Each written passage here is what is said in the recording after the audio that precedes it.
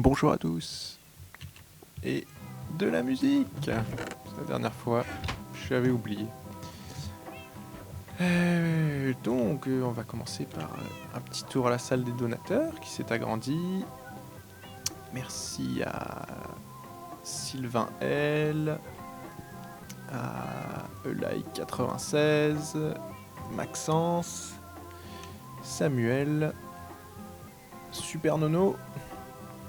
Et grand merci à Shell Gratuit ou à Znet, chez qui je vais faire un live. Et à l'heure où je diffuserai la vidéo, je sais pas si je l'aurais déjà tourné ou j'y aurais déjà participé, pardon, ou si ça sera avant. Mais donc c'est vendredi soir pour fêter ses 1000 abonnés sur Gear Network. Merci pour l'invitation, merci pour le don, c'est vraiment très sympa. Et enfin, BenKiller91 ou Benjamin. Donc merci à tous les nouveaux donateurs et à la vitesse où ça va falloir que bientôt que je fasse un nouvel étage. Mais pour aujourd'hui, qu'est-ce qu'on va faire? Il faut avancer sur cette salle des coffres. Ceux qui me suivent sur Twitter ont eu un petit aperçu de ce qui va y avoir lieu, pardon. Et je suis en train de réfléchir à ce qu'il me faut. Ils ont vu vite fait les circuits Redstone, même s'ils en ont plus que ce qu'on va faire aujourd'hui. Du bois.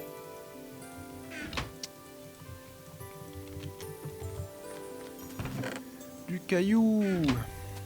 J'ai juste besoin... Je me souviens jamais dans quel sens c'est comme ça, je crois. Bingo. Et juste avant ça, ça m'a rappelé quelque chose. Qu'est-ce que tu veux, le chat? À vous montrer.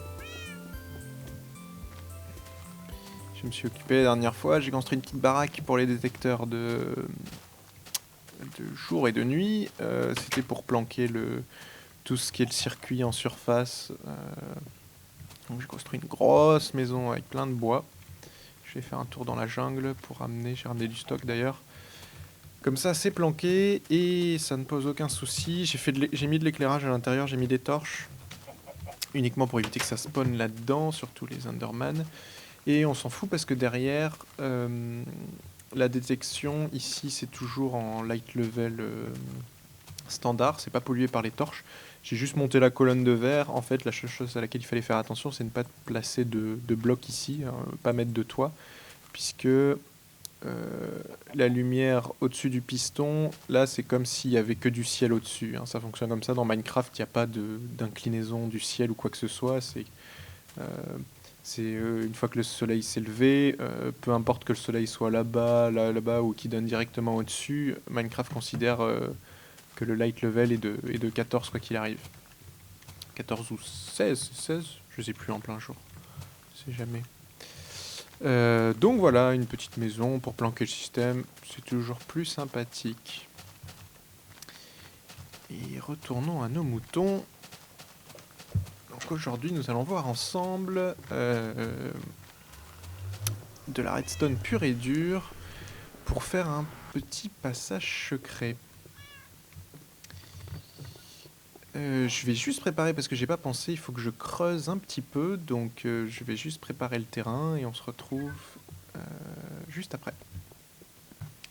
Et juste avant de commencer, une petite parenthèse, on m'a demandé ça la dernière fois, par rapport au dispenser ici qui tire 8 fois. Sachez qu'en jouant un petit peu sur tous les trucs, on peut faire varier le nombre de tirs entre 1 et 8. Donc soit vous pouvez le voir directement sur la vidéo de Minecraft PG5, soit je vais vous montrer vite fait. Donc actuellement ça tire 8 fois. Si maintenant... hop.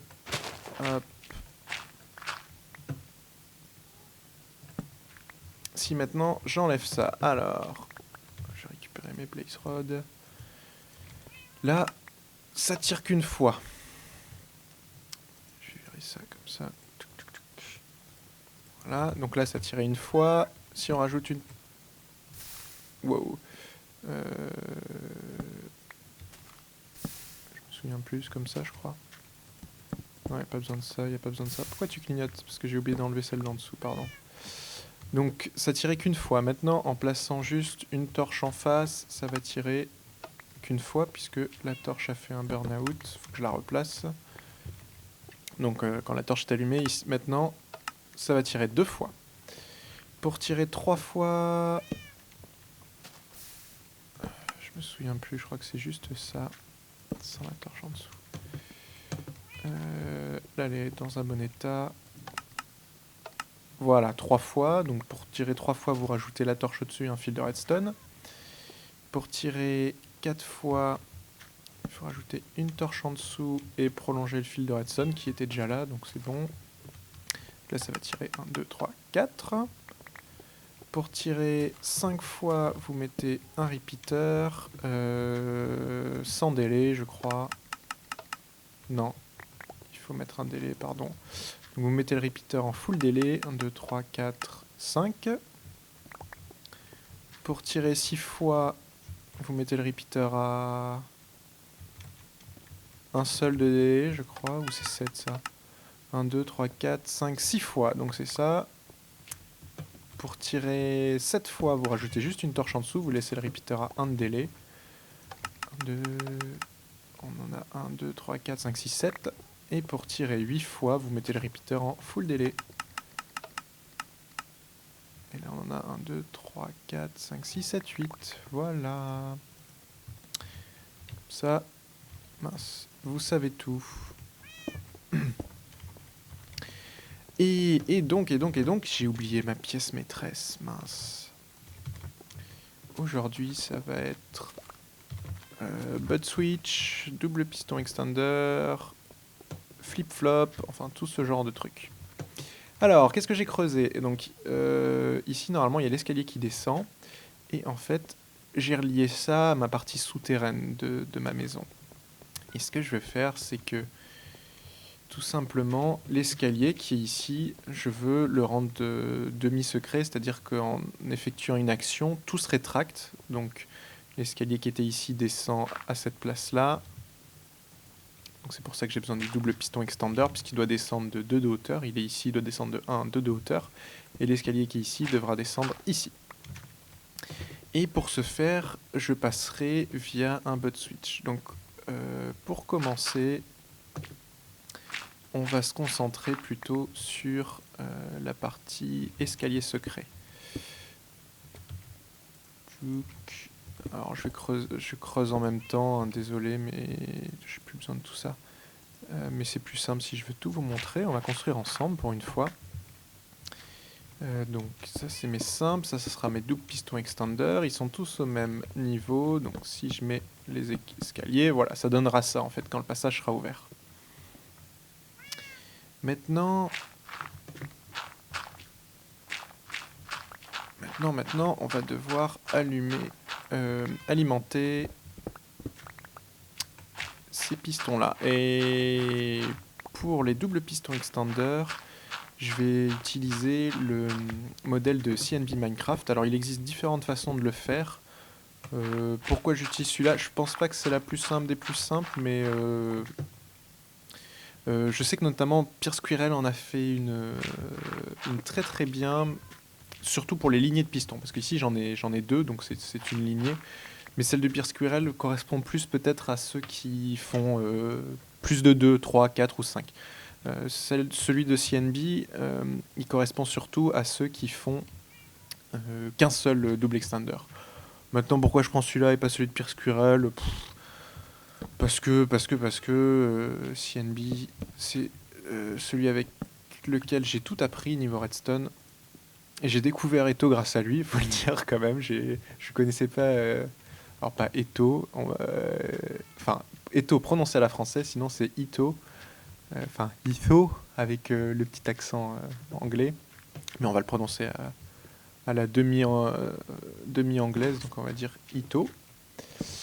Et donc c'est grâce à CNB Minecraft que j'ai découvert Ito, donc je préfère reprendre ses constructions à lui. Alors je construis le double extender et je vous explique après comment ça fonctionne. Il faut que que j'agrandisse un peu. Le fonctionnement est un petit peu complexe sur le double extender. Ouah, ça c'est le... Alors ça, je sais pas si vous connaissez, mais c'est... Il y a un bug courant avec... J'arrive jamais à le reproduire. Ah, il faut que j'ai un bloc au-dessus, c'est quelque chose comme ça. Je le prenne en diagonale. Enfin bon, il y a un bug avec les repeaters qui fait que des fois on peut s'enfoncer d'un bloc dans le sol. Et qui permet de passer à travers la bedrock notamment. Hop, hop, hop. Je finis mon circuit, je vous explique. C'est un petit peu complexe parce que ça exploite des particularités. Pas des bugs, c'est pas vraiment des bugs, mais c'est des comportements un peu bizarres. Et c'est notamment très précis au niveau des délais, c'est la difficulté de ce circuit-là. Hop, hop. Faut faire très attention parce qu'une petite erreur de délai fait que tout merde. Donc l'alimentation sera par ici.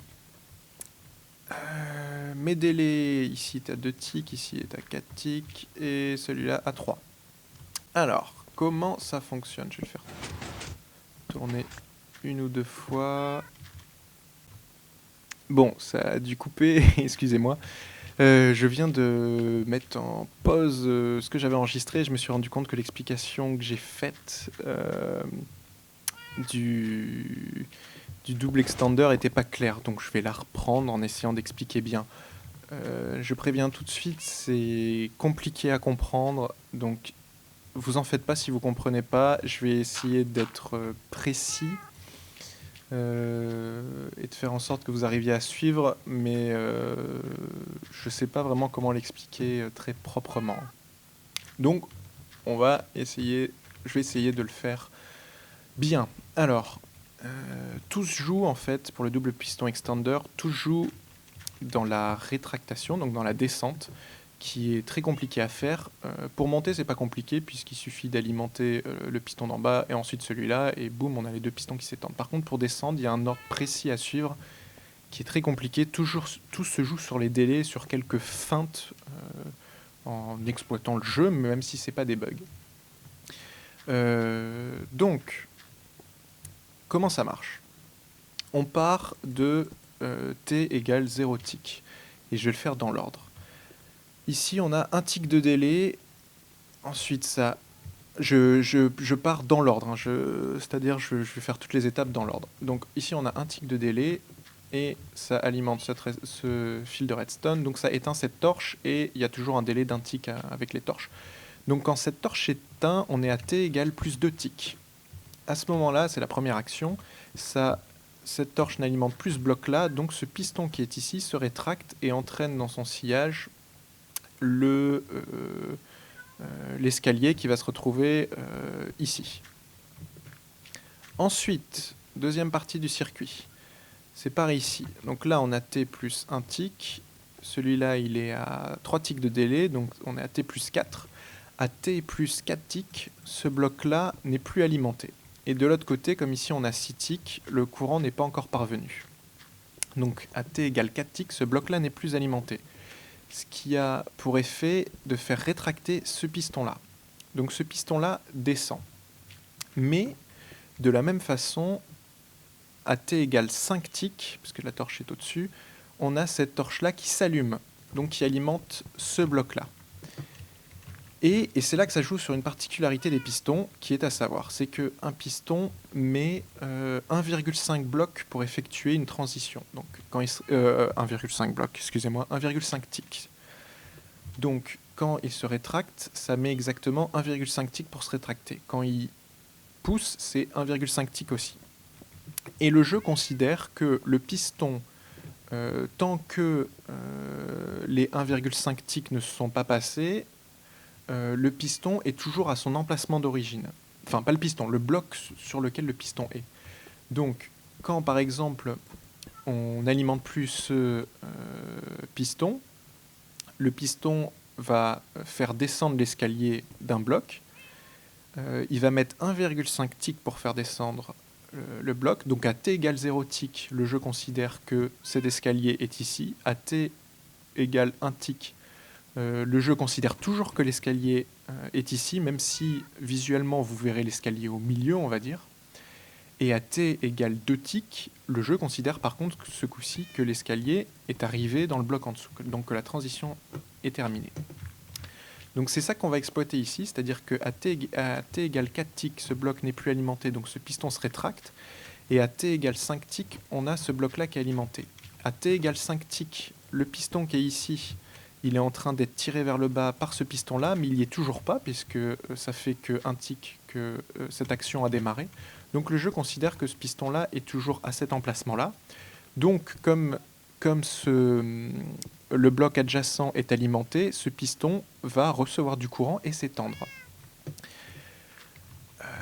À t égale 6 ticks, donc un tick plus tard, cette action, ce piston aura fini de se rétracter. Donc le piston qui est ici se retrouvera effectivement, oups, je fais une bêtise, se retrouvera effectivement un bloc plus bas, mais aura toujours pas fini son action de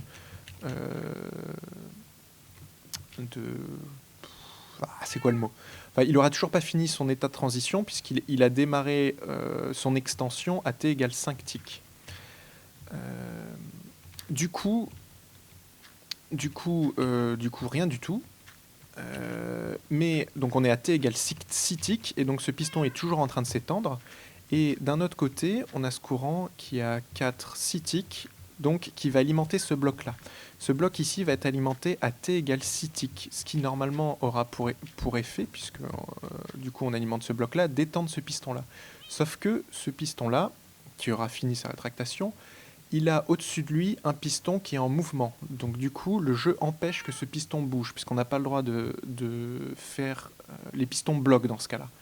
Ce piston n'a pas l'autorisation de bouger le bloc qui est au-dessus de lui, parce que le bloc au-dessus de lui est en train de... C'est un piston qui est en état de transition.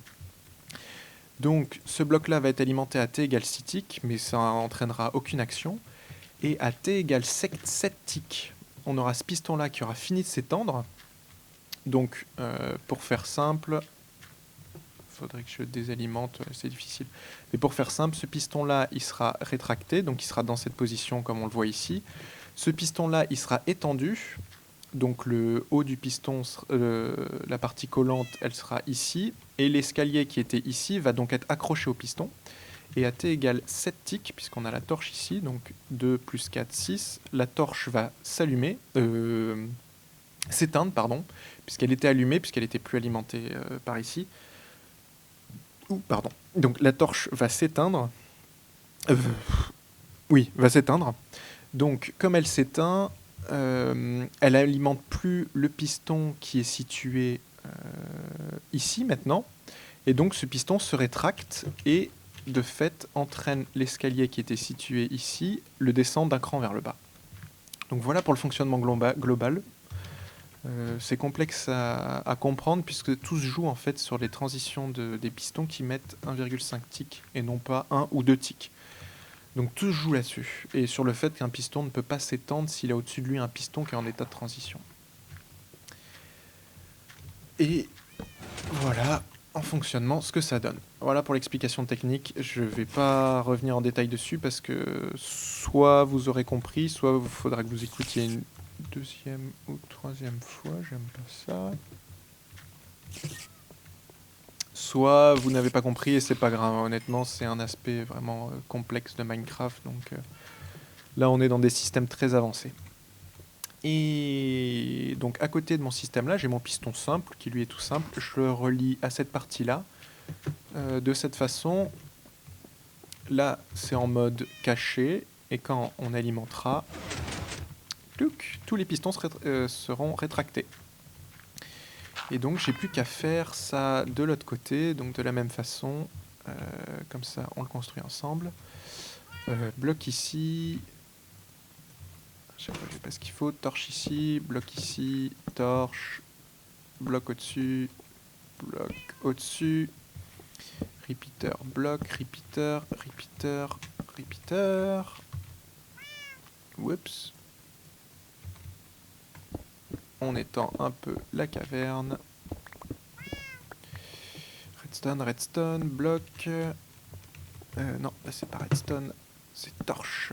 redstone, redstone, et notre input sera là. Et ici, on le relie au reste du système. Et les délais, c'est... Ah, j'ai oublié le fil de redstone. Rien du tout ici. Full délai ici. 2 ticks ici. 2 ticks ici, oui. Et 3 ticks ici. Ouais, c'est bien ça.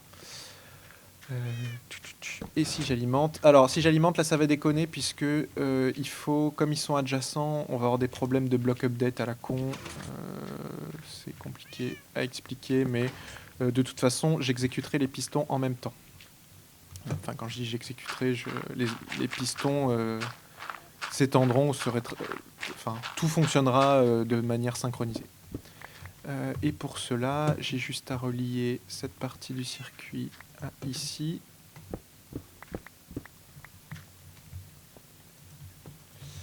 Hop, et comme je suis limite en... Parce que j'ai déjà testé vite fait en créatif, comme je suis limite en distance, je suis obligé de mettre un repeater.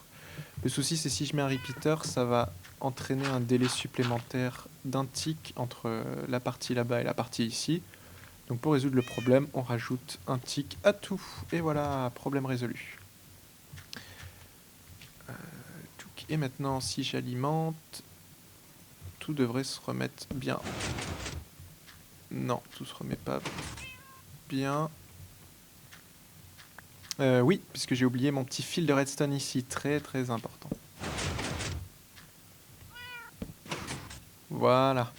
Donc là, le piège est de sortie. La vidéo d'aujourd'hui va sûrement être plus longue, puisque j'ai passé beaucoup de temps à expliquer ce truc-là, mais c'est pas grave, parce que je veux vraiment aller jusqu'au bout, je veux faire ce piège en une seule fois, cette entrée secrète, pardon, en une seule fois, pour pas revenir dessus plus tard.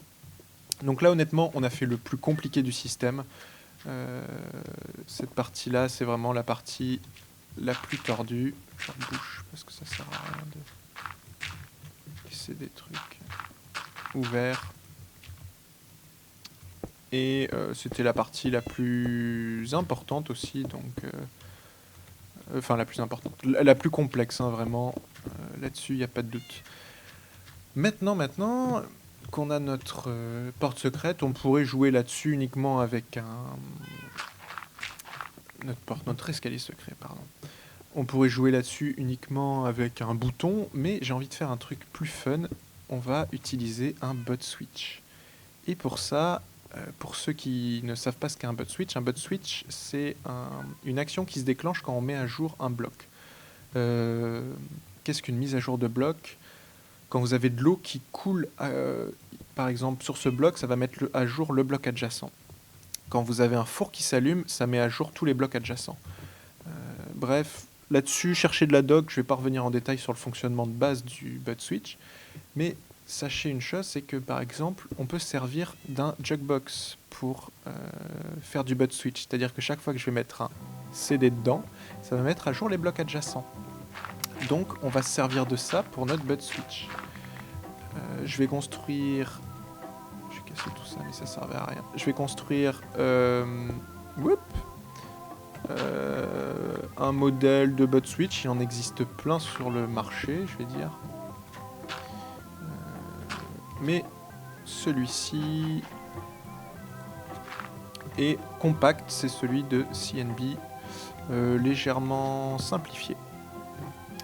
Donc, piston derrière le bloc qu'on mettra à jour, mais sachez que il suffit... Le bloc à mettre à jour, c'est soit derrière, c'est adjacent au piston. Donc ici, au-dessus, en dessous, devant, derrière. Et donc pour faire un bot switch... Ah ouais, alors c'est vrai qu'ici j'ai la torche. Donc il faudra pas que ça interfère avec ça. Hop, je vais pas revenir trop en détail sur le fonctionnement du bot switch. Mais voilà comment ça marche. Je viens de dire je vais pas revenir en détail et je vais expliquer comment ça marche. Un bot switch, c'est un piston qui va être considéré comme alimenté, mais qui ne se mettra pas à jour. C'est-à-dire que si je mets un bloc ici, ça alimente ce bloc-là, qui n'est pas juste derrière le piston. Donc le piston est en fait alimenté mais pas à jour. Et dès que je vais mettre un bloc à côté, ça mettra à jour, enfin pas à côté mais adjacent au piston, ça va mettre à jour son statut. Et donc le jeu considère qu'il est alimenté par ici, même s'il ne devrait pas l'être. Donc il s'étend. Maintenant il est plus alimenté ici, donc dès que je vais faire une mise à jour de bloc sur un bloc adjacent au piston, pareil il va se remettre à jour. Bref, ça c'est le bot switch. Mince, m'appelle. Donc vous pouvez chercher de la doc, hein, c'est un système très connu, donc vous retrouverez tout ce que vous voulez sur le net.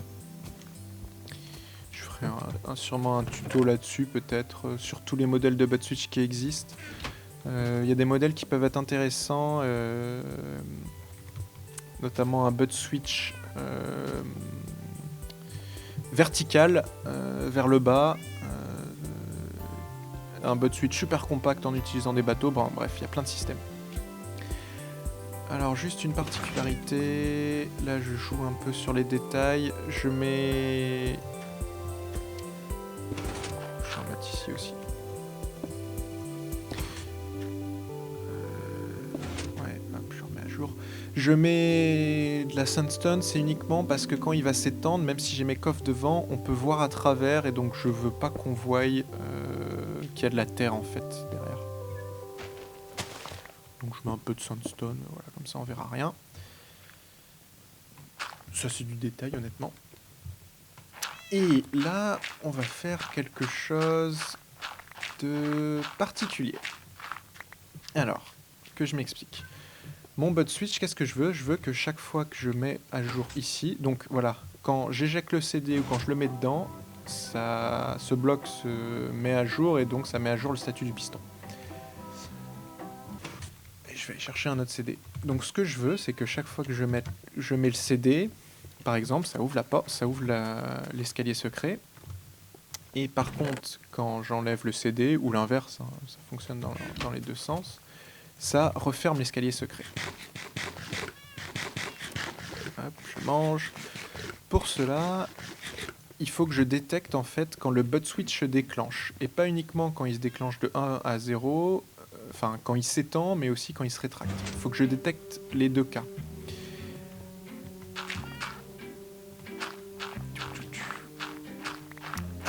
Et comment on fait pour détecter les deux cas? Alors, tout simplement, alors là ça fait une double mise à jour, c'est particulier mais on s'en fout.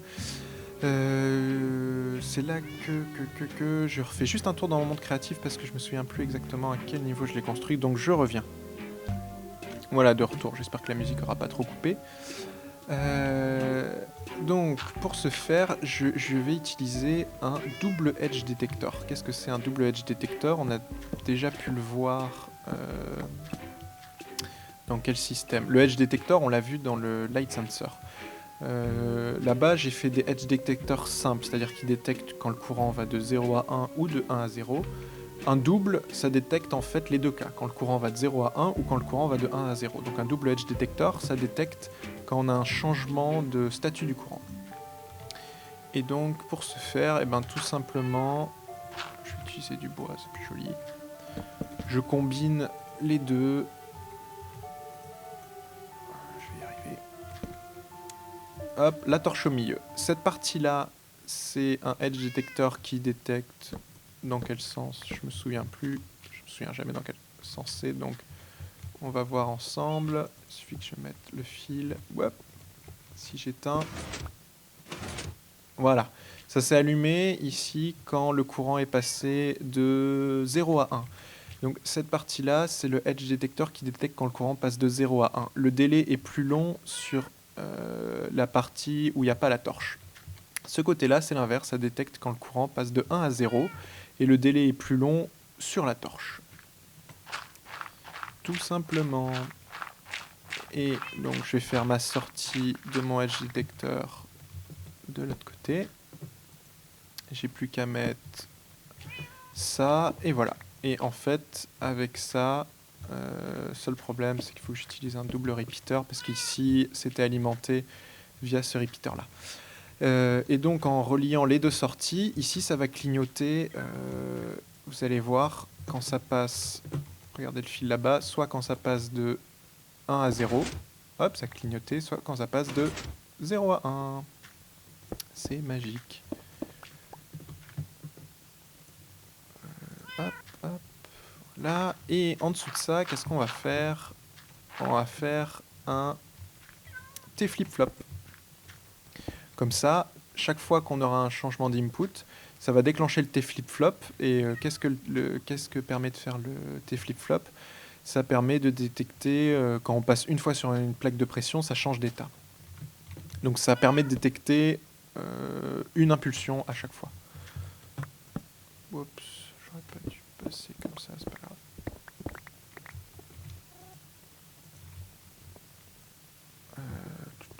Je vais faire de l'espace, j'aurais pu le faire ici. Un T flip-flop, pour ça j'ai besoin de pistons normaux.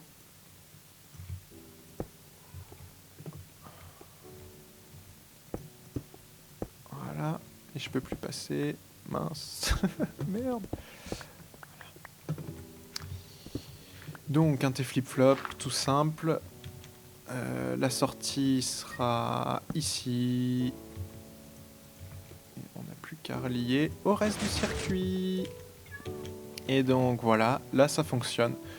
Donc chaque fois que mon bot switch se déclenche et donc on a un changement, donc quand on insère un CD, quand on en met un autre, ça vient dans ce double edge detector qui détecte donc le déclenchement du bot switch, qui envoie une impulsion. L'impulsion aura pour effet de déclencher le T flip-flop, qui aura pour effet de à chaque fois changer le statut ici d'alimentation, donc allumer, éteindre, allumer, éteindre.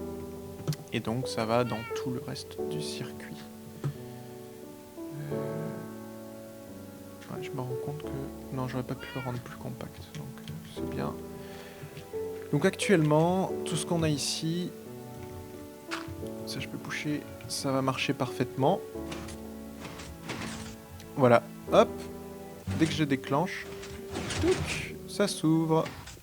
Et dès que je touc, ça se referme.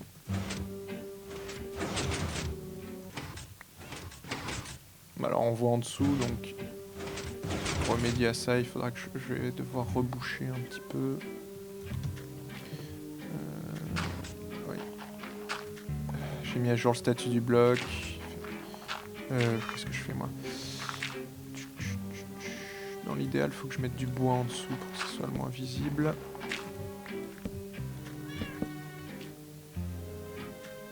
Voilà, après le reste, on complétera. Désolé pour la musique qui va être tout le temps la même. Ici, je vais reboucher en partie. Ici, c'est pour éviter que le CD gicle derrière. Ici, pareil. Donc, je récupère le CD. Voilà, ça marche. Et là, il reste plus que ici. Parce que c'est pas joli. Il faut que je cherche un autre bloc. Donc voilà pour ce gros projet qui me tenait à cœur. Complexe en redstone. Je suis peut-être allé un peu trop vite, je sais pas trop.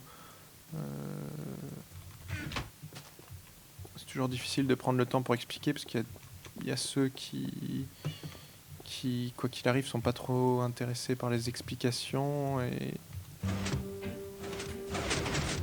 il y a ceux qui voudraient que j'explique le truc, donc c'est difficile de contenter tout le monde comme d'habitude. Hop. Et voilà, je suis tombé dans un demi-bloc. Hop. Voilà.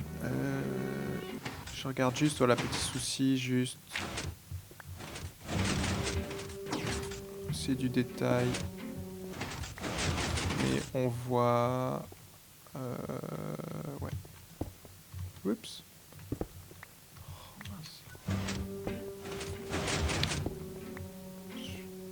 Juste... mettre ça, c'est pour que ce soit plus joli. Voilà. Dernière petite chose. Le souci en utilisant l'Asbot Switch, c'est que ici j'aurai soit le bloc ici qui se sera décalé, soit j'aurai un vide. Et moi je veux pas ça, je voudrais qu'il y ait toujours un bloc comme ça. Donc on va feinter un peu le système. On va mettre un piston ici qui, en fait, quand le bud switch va se déclencher, ça va pousser ces deux blocs. Et quand le bud switch va se rétracter, ça va... J'ai un bloc qui traîne, c'est pas grave. Ça va faire revenir ce bloc-là, puis ensuite ce piston va pousser ce bloc-là qui sera là pour le ramener dans sa position initiale. Et pour ça, c'est tout con. J'ai besoin...